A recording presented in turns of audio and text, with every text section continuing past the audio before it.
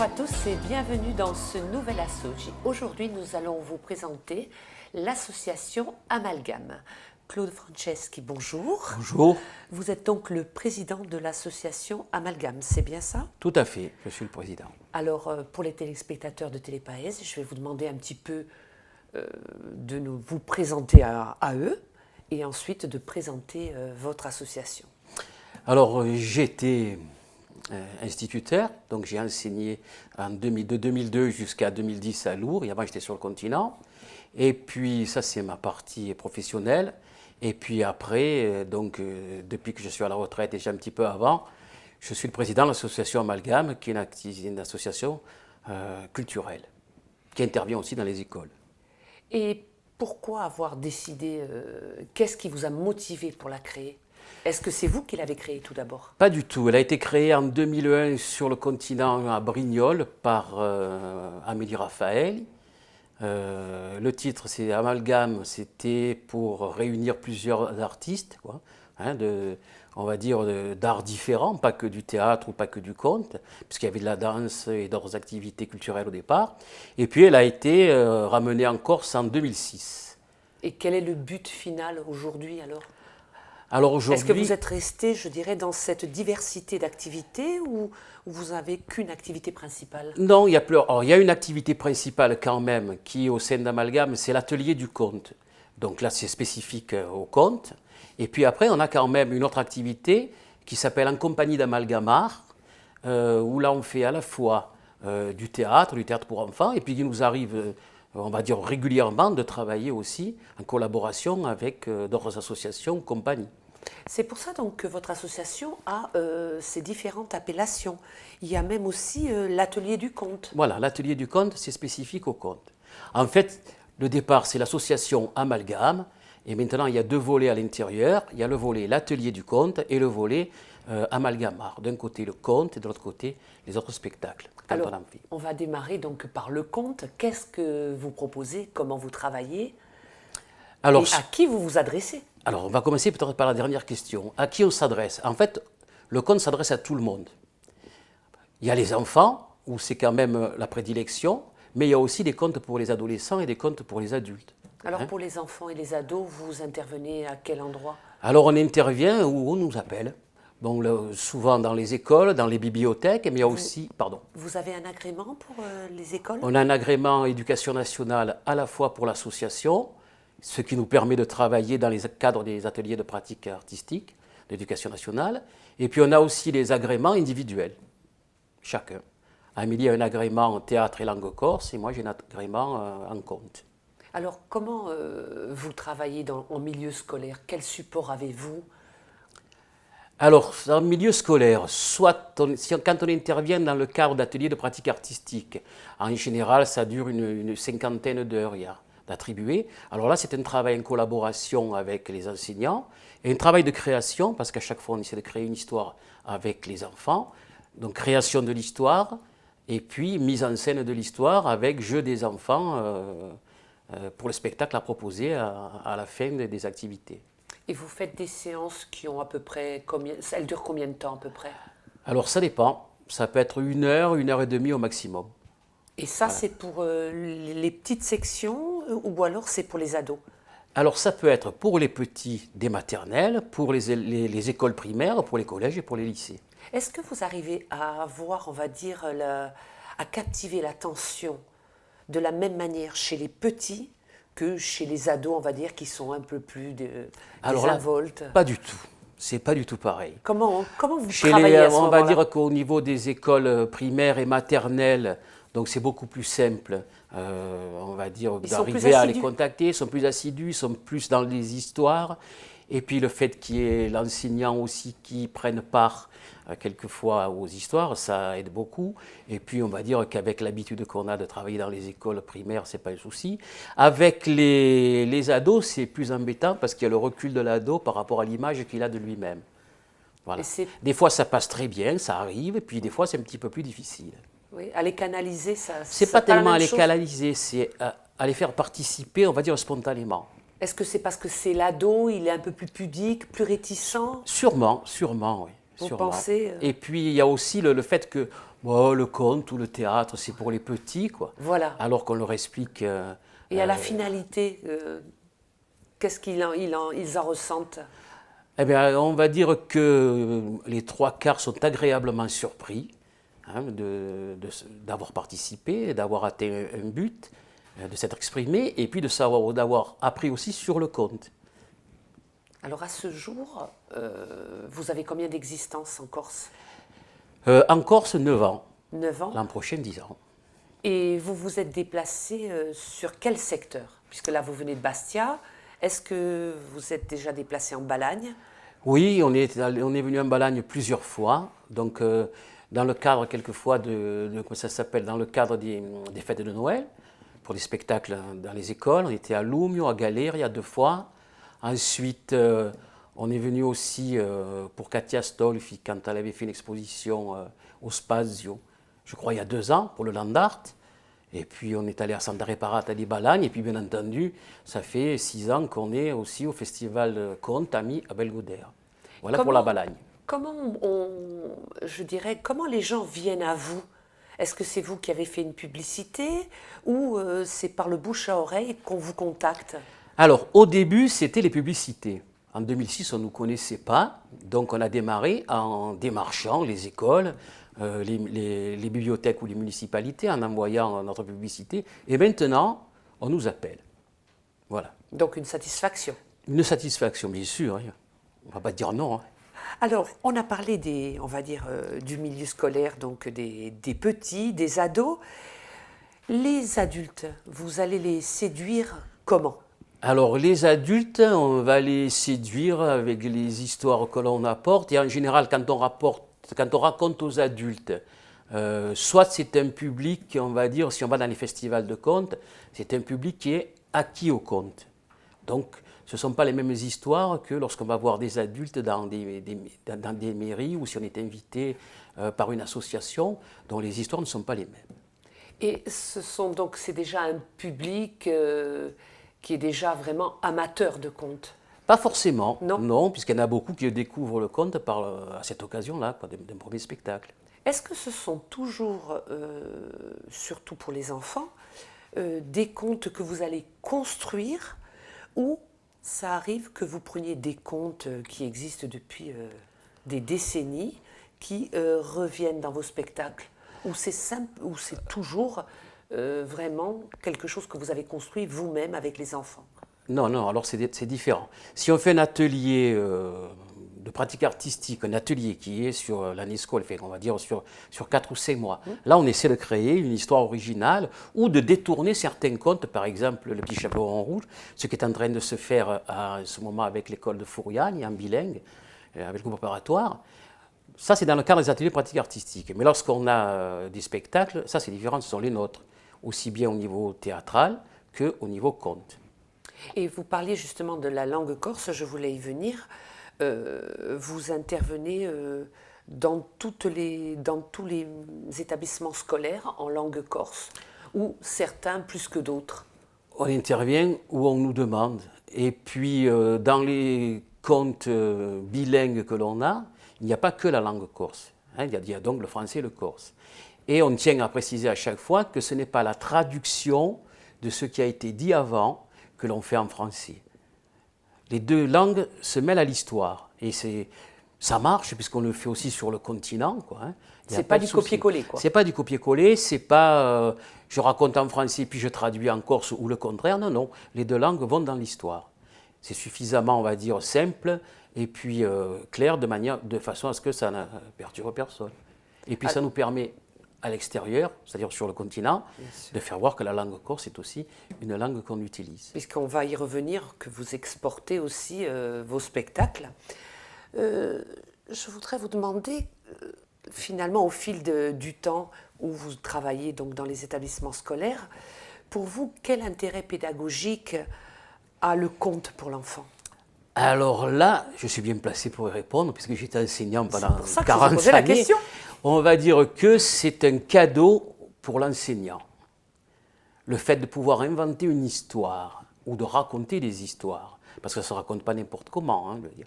Et c'est un cadeau, c'est du pain béni au niveau pédagogique. Si on invente une histoire, on a toutes les démarches pédagogiques, que ce soit en français, même en mathématiques, ce qui peut paraître particulier, quoi, hein, qui peuvent se rattacher à un vécu réel de l'enfant, puisque c'est lui qui crée. Et pour l'enfant? Ah ben pour l'enfant, c'est un investissement d'autant plus intéressant qu'il se retrouve dans le texte, quoi. Et puis se retrouver dans le texte, c'est travailler sur quelque chose qui est déjà approprié, c'est déjà eux. Est-ce qu'il y a aussi, on va dire, au niveau du comportement, de la diction, c'est tout un enrichissement pour l'enfant? Alors c'est un enrichissement, bien sûr, le principal enrichissement, il est au niveau du français, au niveau du vocabulaire, au niveau des tournures des phrases, au niveau de l'expression orale. C'est extrêmement important parce que ça permet le conte, l'oralité, de donner une place à des enfants qui ne l'ont pas à l'écrit. L'échec scolaire, c'est un bon moyen de valoriser les enfants qui ont besoin d'être valorisés. L'enfant timide, est-ce que vous arrivez à le faire travailler, on va dire, autant que celui qui est très... Il n'y a pas de souci là-dessus, et je vais même dire mieux, c'est que lorsqu'ils participent à un spectacle et qu'ils doivent intervenir oralement, l'enfant timide, il y arrive, et souvent, celui qui a la grande bouche, il se fait tout petit, il est en retrait. Ah d'accord, c'est le timide qui va passer en premier. Mais souvent. Quoi. Oui. Alors, on a parlé des enfants, et pour les adultes, on va dire, qu'est-ce que ça leur apporte? Alors pour les adultes, vous savez que les contes, ça peut être des leçons de morale, des leçons de vie. Hein. Et puis ça permet de les toucher, de les ramener sûrement par certains moments, par certains contes, certains passages en enfance. Mais quelquefois, on a des réactions qui sont surprenantes parce que ça leur rappelle quelque chose qu'ils ont vécu ou dans leur passé. Et je me souviens, c'était à Santa Lucia di Moriani. On avait raconté pour une association, donc des personnes qui étaient là, qui attendaient le banquet qui allait venir après, donc qui n'était pas forcément un public acquis. Et puis on a raconté une histoire d'une grand-mère qui laissait sa portion de gâteau à ses petits-enfants, alors qu'elle aimait les gâteaux. Et à la fin de l'histoire aussi, je te laisse les gâteaux parce que je te voyais tellement les manger volontiers que je peux te le dire maintenant que tu es grand. Et on a eu une grand-mère qui est arrivée à la fin du conte, en pleurs, en bas, et qui m'a dit, vous savez, j'ai compris que pendant la guerre, ma grand-mère à moi me laissait son pain. Donc ça lui a fait revenir cette période de sa vie, quoi. Et elle en a peut-être pris l'importance. Pris conscience à ce moment-là, voilà. Quoi. Est-ce qu'il y a aussi, on va dire, une part d'évasion par le rêve? Tout à fait. Alors, les choix de nos contes, ce sont des contes où ça se termine bien, où, même si on parle de la mort, c'est toujours de façon amusante, et on privilégie le rêve et l'espoir, et on laisse ce qu'on voit à la télévision trop souvent, quoi, hein, le côté négatif, ça ne nous intéresse pas dans les légendes et dans les contes. Même s'il y en a de contes qui sont très beaux. Bien sûr. Alors, Claude Franceschi, à travers, on va dire, le conte, est-ce que vous pensez qu'il y a un moyen de transmettre aussi? Bien sûr. De garder, on va dire, les choses inoubliables, en quelque sorte. Bien sûr qu'on transmet, la parole, je veux dire, un pléonasme, mais la parole orale. Mais parce qu'au début, tout était oralité. Et c'est donc les contes et les histoires qui ont permis de garder ce qui s'est passé au temps où il n'y avait pas l'écriture, qu'on a pu retranscrire après, quoi. Et vous, qu'est-ce qui vous a donné la passion parce que ça devient une passion? Alors, je pense que ce sont deux instits que j'ai eus, donc, qui étaient particulièrement portés sur les histoires et les contes, et qui avaient la faconde pour faire passer les messages. Et ça a été sûrement le déclic, quoi. Et vous vous êtes dit, quand je serai grand, voilà. Comme quand je serai grand, je raconterai. Histoires, voilà, comme démarre des fois. Tout à fait. Il était une fois, voilà. On peut dire ça. C'est ça, exactement. Alors, on parlait tout à l'heure qu'au départ, vous étiez sur le continent quand l'association a été créée. Et maintenant, vous êtes en Corse, mais vous partez pour vos spectacles sur le continent. Racontez-nous un petit peu. Ça fait maintenant, on va dire, allez, depuis 2010, où chaque été, on part en tournée sur le continent, dans les régions différentes. Donc c'est très agréable pour nous, c'est une reconnaissance en même temps de notre travail. Et puis ça nous permet en plus de rencontrer des personnes avec lesquelles on partage des moments de convivialité, comme on le faisait en Corse, comme on le fait sur le continent. Et donc, on peut dire qu'on est fiers. On peut se regarder le nombril de temps en temps. Vous allez, ce sont des rencontres justement sur les contes, c'est des festivals, ce sont vraiment des... vous allez dans des endroits vraiment appropriés? Oui, lorsqu'on est sur le continent, on est toujours dans des endroits particuliers comme des médiathèques, des festivals, des mairies. On travaille aussi pour des associations qui nous demandent de faire des ateliers avec eux. Donc c'est sûr que on ne va pas dans les écoles, puisque dans les écoles, on y est ici en Corse, quoi. Bien sûr. Est-ce que le conte a évolué au fil de ces années? Vous avez pu quand même vous en rendre compte, sans vouloir faire de jeu de mots? On va dire que c'est nous qui avons évolué, sûrement en prenant plus d'assurance qu'au début, quoi, hein. On est moins stressé, et puis on sait que dans les contes, ce n'est pas la poésie, donc on n'est pas obligé d'avoir le fil directeur au mot à mot. Chaque conteur s'approprie l'histoire et la raconte à sa façon. Le tout, c'est de garder la trame de l'histoire. Bien sûr. Alors, vous nous parliez de différentes associations qui travaillent avec vous. Vous pouvez nous en citer quelques-unes? Oui, bien sûr. On a travaillé avec une compagnie de danse du continent de Marseille qui s'appelait Les Roses du Djéna, avec laquelle on a fait un spectacle à la fois de contes, de théâtre et de danse, qu'on a d'ailleurs apporté au festival en Sologne, au festival Côté Cour, Côté Loire. On a joué 2 fois à Marseille avec 60 danseuses, et on a raconté, c'était très agréable. Après, on travaille aussi en Corse avec la compagnie de l'Anvers, sur un conte, on va dire, qui se rapporte un petit peu à la fois aux frères Grimm et à Napoléon et Pascal Paoli, un conte bilingue. On va travailler avec d'autres associations cette année, donc ça dépend des travaux que nous avons en cours. Puis on ne travaille pas que sur le conte. Par exemple, avec l'association Confraternita Aluri, on a travaillé dans le cadre de la parentalité avec le CMPP. Ça a été un travail très agréable où on a fait jouer des parents. Qu'est-ce que vous proposez là alors? Là, on n'avait rien proposé, c'est-à-dire qu'on a proposé aux parents qui étaient volontaires pour participer à faire 3 scénettes dans lesquelles eux allaient intervenir, eux allaient jouer ce que eux vivaient au quotidien vers leur enfant. Ah, c'était en quelque sorte eux qui créaient le spectacle. Voilà, ils créaient, nous on les dirigeait, on leur donnait, surtout Amélie, au niveau scénique et attitude, comment faire, comment dire, quoi. Et ça a été très, très intéressant. De combien de personnes est composée votre association? Alors on va dire qu'au niveau artiste, nous sommes 2, 3 avec une... On peut les citer? Bien sûr. Donc il y a Amélie Raffaelli, travaille aussi avec nous assez souvent Nathalie Nocenzi. Et puis on a des amis conteurs qui viennent quand on leur demande. Par exemple, ce week-end, on sort avec Michel Luciani, qui est d'Ajaccio, et travaille aussi avec nous. Patricia Prenguet, qui est elle aussi sur Ajaccio, et Julie Michel, qui est conteuse en randonnée.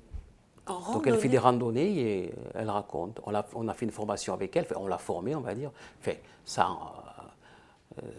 sans se faire plus que ce que nous sommes, quoi, hein. On l'a aidée à se former. Bien sûr.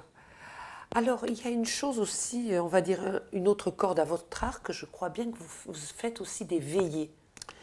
On fait des veillées. Par exemple, on va faire samedi, une veillée sous les étoiles. Comment ça se passe? Ah ben là, ça se passe très bien. C'est ce qu'on préfère d'ailleurs, les veillées, parce que c'est très convivial. Là, on sent quand même la tradition. Parce que la veillée chez nous, c'était assez... Alors, oui, c'est avant la télévision, on va dire. Voilà, les veillées, il y en avait de partout, pas qu'en Corse. Parce que, je vais prendre un exemple. Lorsqu'on a fait le festival d'Oran l'an dernier, on s'est retrouvés donc pendant une semaine à l'invitation de l'Institut français d'Oran. On a fait une semaine de festival, ça a été extraordinaire. Et on était avec 16 ou 17 conteurs. On a compté sur scène plusieurs fois, dans les théâtres. Mais ça, pour nous, ça n'a pas le même... ça n'a pas le même goût qu'une veillée où on est auprès des gens, quoi. C'est différent. Bien sûr. Ça nous fait plaisir parce que on a l'impression d'être vraiment valorisé, mais le fait d'être au contact du public au plus près, c'est ça le plus agréable. Et est-ce que vous faites des veillées tout en Corse, chez nous? Alors, on ne fait pas des veillées tout en Corse. On fait des veillées bilingues, même lorsque c'est une veillée pour les touristes, comme on va faire dans quelques jours là, à l'hôtel Castello Rosso à Luciana. Donc, on va raconter des histoires corses, mais bilingues. Alors, vous dites pour les touristes, Claude Franceschi, comment c'est perçu? Est-ce qu'ils arrivent à comprendre toute la veillée par ce bilingue? Alors, une veillée, on va raconter nos histoires. En général, on a un thème. Et ça ne pose pas problème. Je le disais tout à l'heure, on va sur le continent. Cet été, on sera au festival de Sora pour faire les contes pendant l'heure de la sieste. Donc, on ne s'est pas vexé du tout, hein.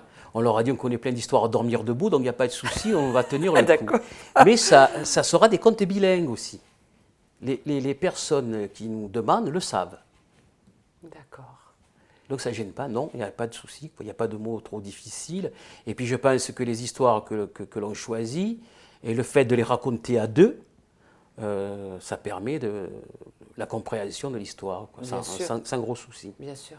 Alors, hors les établissements scolaires, si on veut voir des spectacles de votre composition, on vous retrouve où, par exemple? Alors on nous retrouve, on nous demande.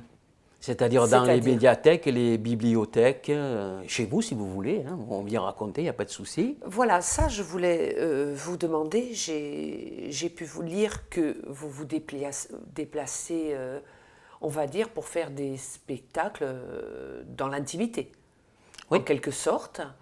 Et à ce moment-là, donc, je suppose que vous demandez une rémunération. Oui. Quels sont vos tarifs pour je ne vais pas donner les tarifs là, mais c'est les rémunérations qui sont, quand on va chez les particuliers, qui sont symboliques, quoi. Plus le repas. Comme ça, on partage en même temps le repas avec. Ah d'accord, il n'y a pas le gîte aussi, il y a le couvert seulement. Alors, à Coro, il y a eu le gîte. Ah ben voilà. À Coro, on est descendu au gîte pour raconter donc une soirée sous les étoiles. Et donc, on a été logés et nourris. Mais une soirée sous les étoiles, ça se fait, je dirais, en été seulement? Là, c'était au mois de mai. Ça s'est bien passé, pas trop froid? Ben non, on a survécu puisqu'on est là. Non, c'était très agréable. Alors, vous n'êtes pas venu tout seul, vous êtes venu avec 2 ouvrages. J'aimerais bien que vous nous disiez, je vais les montrer à la caméra, et nous dire... Alors, je vais commencer par le plus ancien. Sûr. C'est un ouvrage d'histoire, avec une histoire en français, une histoire en corse. Comme ça, vous le montrez. Oui. Voilà. Et ce sont des histoires qui sont destinées aux enfants des écoles maternelles, c'est-à-dire au cycle 1 et cycle 2, jusqu'au CE1. C'est un livre spécifique. Donc, conte pour réveiller et amuser les enfants. Voilà. Alors, la traduction des histoires a été faite par Antoine Marielli, le chanteur de Diana di l'Alba. Et puis les dessins par Armel Guissani, les illustrations. Et je dois dire, puisqu'on parlait tout à l'heure des écoles, qu'à l'intérieur de ce livre-là, il y a 3 contes qui ont été faits dans les classes avec les enfants. Et il y a leur nom dessus, les histoires. Ils doivent être fiers. Ils sont très fiers. Alors, nous avons celui-ci. Alors, le deuxième, c'est un imagier bilingue. Si ici, il y avait Rina Tucotti, il dirait un parolier bilingue. Donc, il a été fait par les éditions Piccolia. C'est Amélie qui a fait la traduction pour, on va dire, la Haute-Corse, et Rina Tucotti pour la Corse du Sud. C'est le premier imagier avec, on va dire... Pourquoi 2 traductions? Alors, très simple. Quand j'étais enseignant à Lourdes, on avait un imagier qui était le seul à l'époque, qu'on avait pris pour les enfants, puisque c'était une école bilingue. Et je ne vous dis pas ce qu'on a eu. Moi, on ne dit pas comme ça ici on parle comme ci, là c'est du sud, là c'est du nord. En même temps, c'était agréable, très enrichissant, parce que ça nous a obligés à rectifier ou à mettre un deuxième mot sur les dessins qu'il y avait dans l'imagier. Donc, l'idée a été toute vite trouvée quand on nous a proposé de faire le livre, Amélie. Donc, il y a le Corse de la Haute-Corse et le Corse de la Corse du Sud. Voilà. On n'est pas rentré dans toutes les micro-régions, sinon ça ne sortait plus. Mais au moins, ça, cet avantage-là. Donc, on retrouve ces 2 ouvrages.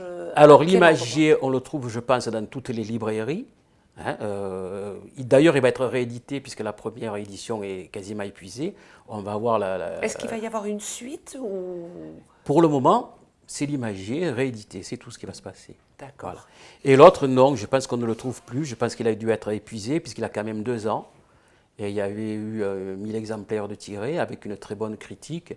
Donc il a connu, tous les deux du reste, ils ont connu un bon succès, quoi. Voilà. Donc peut-être qu'il y aura une réédition. On verra bien, on espère, pourquoi pas. Alors Claude Franceschi, on arrive au terme de cette émission et j'aimerais que vous puissiez donner un contact si on a besoin de vos services. Eh bien, je vais le faire tout de suite. Je vous en prie. Donc, je vais vous laisser d'abord le site. Alors, le site, c'est Amalgame Théâtre, tout attaché, @orange.fr. Les numéros de téléphone, le portable, c'est 06 15 06 84 64. Le fixe, 04 95 31 73 49. Et je vais aussi dire notre site, tant qu'à faire. Allez-y. www.amalgamar, avec un S à la fin, tout attaché.fr. Eh bien, voilà. Nous vous remercions d'être venu dans le studio de Télépaès. On vous dit bonne route pour tous les comptes encore à parcourir. Voilà. Vous avez du travail encore? On a du travail, on a des histoires à raconter, puis on a surtout des kilomètres à faire. Il faut. Quant à moi, je vous dis merci de votre fidélité et à une prochaine fois.